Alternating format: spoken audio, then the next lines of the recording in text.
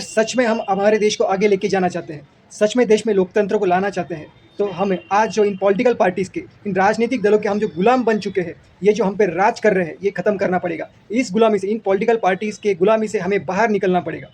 हर बार सिर्फ चेहरे बदल रहे हैं, हर बार हम एक नए राजा को जन्म दे रहे हैं। ये पॉलिटिकल पार्टीज़ हम राजा बन चुकी है और हम इनके गुलाम।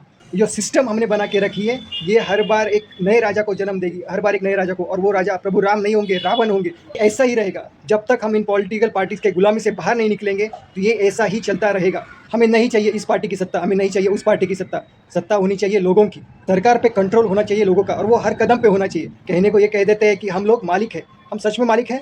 है क्या हमारे पास?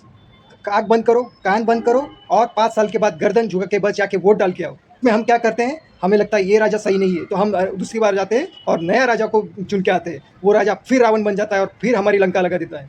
कौन नहीं लूट रहा है हमें? बताइए कौन नहीं लूट रहा है? हर एक पार्टी का कॉर्पोरेटर, एमएलए, एमपी, मिनिस्टर हमें लूट रहा है। सरकार में हमें पुलिस लूट रही है, हमें आरटीओ वाले लूट रहे हैं, हमें हॉस्पिटल वाले लूट रहे हैं, हमें रास्ते पे कौन नहीं लूट रहा है? हमें ऐसे ही लूटा जाएगा जब तक हम इन पॉलिटिकल पार्टीज़ के गुलामी से बाहर नहीं निकलेंगे। से बाहर निकलना है, देश में सच में लोगों की सत्ता लानी है, तो हमें बहुत सारे बदलाव करने पड़ेंगे। पर वैसे कौन से बदलाव हो सकते हैं? कौन से बदलाव के साथ हम शुरू कर सकते हैं? कुछ बदलाव जो मेरे दिमाग में आते हैं, मुझे लगता है जिससे हम शुरुआत कर सकते हैं। सबसे पहले तो 2 पॉलिटिकल पार्टीज़ जो एक दूसरे के अपोजिशन में खड़ी है, इलेक्शन के टाइम एक दूसरे के अपोजिशन में है, वो इलेक्शन खत्म होने के बाद एक दूसरे के साथ गठबंधन नहीं कर सकते, किसी भी हालत में एक दूसरे के साथ गठबंधन नहीं कर सकते। मतलब इलेक्शन के टाइम आप एक दूसरे के अपोजिट में खड़े हैं और बाद में इलेक्शन के बाद आप एक हो जाते हैं, बिल्कुल भी नहीं होना चाहिए। दूसरी बात, कोई भी उम्मीदवार जिसको उस पॉलिटिकल पार्टी से टिकट चाहिए, इलेक्शन लड़ना है, वो उस पॉलिटिकल पार्टी का कम से कम 5 साल के लिए मेंबर होना चाहिए, कम से कम 5 साल के लिए मेंबर होना चाहिए, तभी उसको टिकट देना चाहिए। और सामाजिक कार्य में कम से कम 5 साल के लिए सक्रिय होना चाहिए, ये भी उसमें एक नियम होना चाहिए। मतलब वो 5 साल कम से कम उस पार्टी का मेंबर होना ही चाहिए। आज क्या हो रहा है, एक कोई एमएलए, एमपी कोई भी हो, एक पार्टी से इलेक्शन लड़ता है, खड़ा होता है, अगर वो पार्टी अपोजिशन में जाती है तो वो क्या करता है, पलटी मार देता है यार, पलटी मार देता है। ये क्या करते हैं, झुंड बना के पलटी मार देते हैं और दूसरे पार्टी में चले जाते हैं, और इस्तीफा भी नहीं देते, उसी पद पर रह के दूसरी पार्टी में चले जा रहे हैं। जो सत्ता में पार्टी उसमें भी वो जा रहे हैं, बिल्कुल भी नहीं होना चाहिए। अगर दूसरी पार्टी में जाना है तो पहले इस्तीफा दो, उस पार्टी के लिए 5 साल काम करो, कम से कम 5 साल का उस पार्टी का वो मेंबर होना चाहिए किसी भी पद के लिए इलेक्शन में जाने के लिए। पॉलिटिकल पार्टीज़ के उम्मीदवार कौन होने चाहिए और पॉलिटिकल पार्टीज़ के मेंबर्स कौन होने चाहिए? किसी भी पॉलिटिकल पार्टीज़ में अगर कोई मेंबर ऐसा हो जिस पे क्रिमिनल केसेस हो, अगर वो पॉलिटिकल पार्टीज़ उसको रखती हैं, तो वो पॉलिटिकल पार्टी पूरी तरह से बैन होनी चाहिए। और लोगों को इस पे वॉच रखना पड़ेगा, लोगों को इसका अधिकार होना चाहिए, लोगों ने ये डिसाइड करना चाहिए। तो गुंडा जिसके नाम पे लगा हो, जिसके सामने गुंडा लगा हो, क्रिमिनल केसेस हो, जो भ्रष्टाचार किया हो, ऐसा कोई भी अगर उस पॉलिटिकल पार्टी का मेंबर भी रहा हो, अगर मेंबर ही हो, अगर वो रहा उस पॉलिटिकल पार्टी का, तो पॉलिटिकल पार्टी बैन होनी चाहिए। अब जो इलेक्शन के लिए खड़ा होना चाहता है, उसके लिए क्या क्राइटेरिया होना चाहिए? उसके लिए क्राइटेरिया होना चाहिए कि एक तो उसके एजुकेशन का क्वालिफिकेशन, उसका जो एजुकेशन का क्वालिफिकेशन वो होना ही चाहिए, ग्रेजुएशन उसके पास होना ही चाहिए।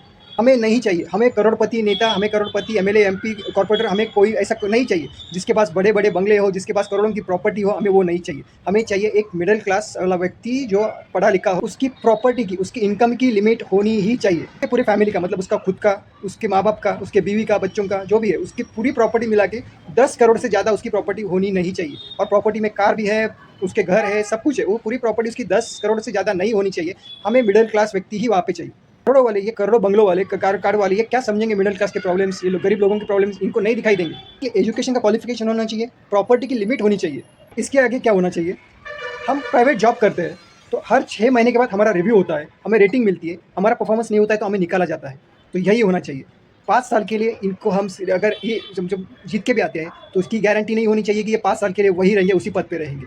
हर 6 महीने के बाद इनके काम का रिव्यू होना चाहिए, काम का रिव्यू करेंगे वहाँ के लोग, वो उनका सर्वे होना चाहिए, रेटिंग मिलनी चाहिए। और अगर 6 महीने में, हर 6 महीने में ये होना चाहिए। अगर साल में इनका जो रेटिंग है, इनका जो परफॉर्मेंस है, उसकी अगर एक लिमिट हम डिसाइड करें, जैसे 50% लोगों ने उनको अच्छी रेटिंग दी, या फिर जो भी लिमिट रखनी है, उस लिमिट में अगर वो नहीं आते, उनका परफॉर्मेंस वैसा नहीं होता है, तो उनको उस पद से हटाया जाए। जो जीत के आया है, जो जिस पॉलिटिकल पार्टी से वो जीत के आया है, अगर उसका परफॉर्मेंस नहीं है, उसको हटाया गया है, तो उस पॉलिटिकल पार्टी को एक चांस मिलना चाहिए दूसरा व्यक्ति वहाँ पे देने के लिए। पर नियम वही है, इलेक्शन फिर से नहीं लेना है, मत लो, कोई प्रॉब्लम नहीं है, पर उस पॉलिटिकल पार्टी को एक चांस देना चाहिए। वो पार्टी फिर दूसरे व्यक्ति को उस पद पे रख सकती है, और वो व्यक्ति, फिर नियम वही है, उस पॉलिटिकल पार्टीज का कम से कम 5 साल के लिए सदस्य होना चाहिए। आगे ये कॉर्पोरेटर, एमएलए, एमपी, मिनिस्टर, ये सब लोग ये क्या करते हैं, ये अपने बड़े बड़े बंगलोज में काम करते हैं। पुलिस वाले उनके घर पे जाएंगे, या ऑफिसर वगैरह सरकारी नौकर उनके घर पे जाएंगे। और तुम्हारे कोई भी हो, किसी भी संवैधानिक पद पे जो व्यक्ति हो, उसका एक दफ्तर होगा, उसका एक ऑफिस होगा, उसी ऑफिस में वो काम करेगा और वो काम भी कैमरा के सामने होगा। सीसीटीवी 24 आवर्स वो कैमरा के सामने ही जो भी कुछ होना है वो सीसीटीवी के अंडर ही वो काम होगा। और वही नहीं, हर एक सरकारी दफ्तर में सीसीटीवी 24 आवर्स होनी चाहिए, उसके अंडर ही उनको काम करना पड़ेगा।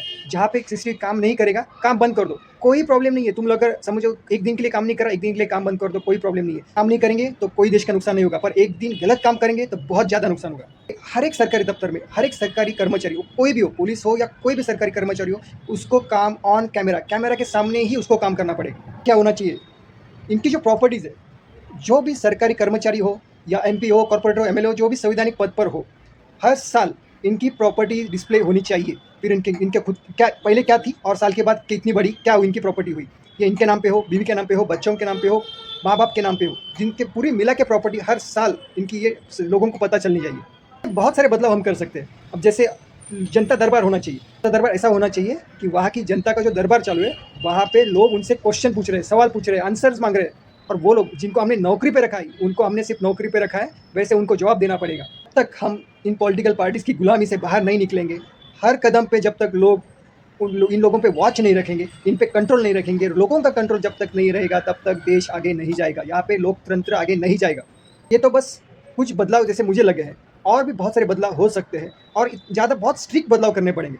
आपको भी लगता है अगर सच में ऐसा कुछ होना चाहिए तो ज़रूर कमेंट्स में बताइए और वीडियो को ज़रूर शेयर करिए।